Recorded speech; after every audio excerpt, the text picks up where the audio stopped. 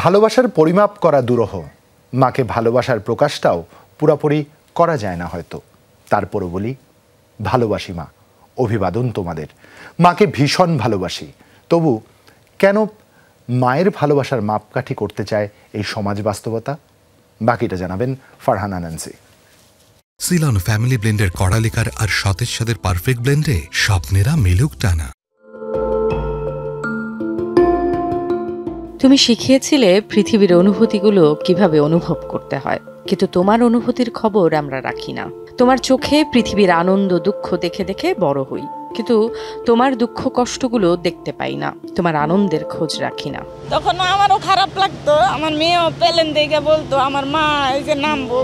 কি অসীম শক্তিতে মা আমাদের ভালোবাসেন। 13 বছর 2 সন্তানকে মানুষ বানাতে জর্ডানে কাটিয়েছেন ফাহিমা।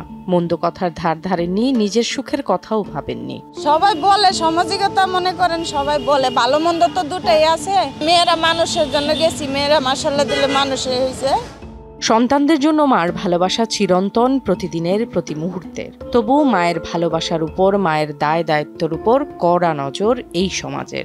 রেজাল্ট ভালো হয়েছে, মা নিশ্চয়ই অনেক পরিশ্রম করে, কিন্তু কোনো কারণে যদি কোনোবার একটু খারাপ হয়, সঙ্গে সঙ্গে কথা শোনাতে কেউ ছাড়ে না। আমি মনে করি না যে এটা খারাপ মা ভালো মা, মা সব মা। যুগ যুগ ধরে পারফেক্ট মা হওয়ার একটা অদৃশ্য মাপকাঠি নির্ধারণ করা। ক্লাস 9-এ থাকাকালীন আমার বিয়ে হয়। আমি মাস্টার্স করছি এই বাচ্চা নিয়ে, আমার হাজব্যান্ডের সহযোগিতা নিয়ে। তবে আমার মতো এরকম ভাগ্য আমি অনেককেই দেখি না। হয় না আসলে, মা হয়ে গেলে আর মনে হয় না, চাইলেও ভাবে আর সময়টা পাওয়া যায় না, বিশ্রাম হয় না আসলে। এত ভালোবাসা আর কষ্টের পর মায়ের স্বপ্নটা হারিয়ে যায় কেন? মায়ের বিশ্রাম গৌণ হয় কেন? মায়ের আনন্দ উদযাপন বাকেট লিস্টে আসে না কেন?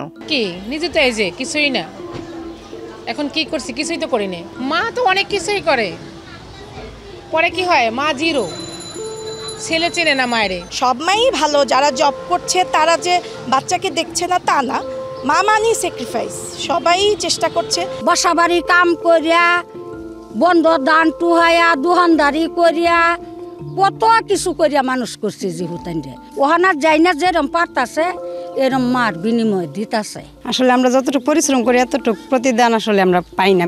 সময়ের গতিতে ভাবনায় কিছুটা পরিবর্তন এসেছে, আর এই ভাবনার জগৎটা নাড়া দিতে হবে গোড়া থেকে, পরিবার থেকে, অর্থাৎ এই প্রজন্মের মায়েদের নিজেদেরকেই। আমাদের সামাজিক অবস্থায় এরকম যে আমরা মেয়েরাও এখন এটাই ভাবি যে না, এটাই আমাদের ডিউটি, এটা আমার মা করে আসছে, আমি করছি, ভবিষ্যতে আমার মেয়েও করবে, ঠিক আছে, এটা প্রথায় পরিণত হয়ে গেছে। কিন্তু এটার থেকে বেরোনোর একটাই প্রধান উপায়, সেটা হচ্ছে মেয়েদের কিছু করা। মেয়েদেরই সোচ্চার হতে হবে। আমার ছেলেরা তো এমনি এমনি শিখে নাই, ওটা আমি শিখাইছি, এখন তারাও আমার পরিবারে ওভাবেই চলছে। মাকে অসম্ভব শক্তিতে পরিপূর্ণ করে পাঠান সৃষ্টিকর্তা নিজেই, তবু সেই শক্তির পরীক্ষা দিয়ে চলতে হয় সমাজ বাস্তবতায়। মাও যে আলাদা মানুষ, তারও যে ভালোবাসার আর নিজের মতো করে বেঁচে থাকার অধিকার আছে, সেই শুভবোধ আসবে সবার মাঝে একদিন। প্রত্যাশার প্রদীপটা জ্বলে থাকে। Farhana Nancy, Jamuna news, Dhaka.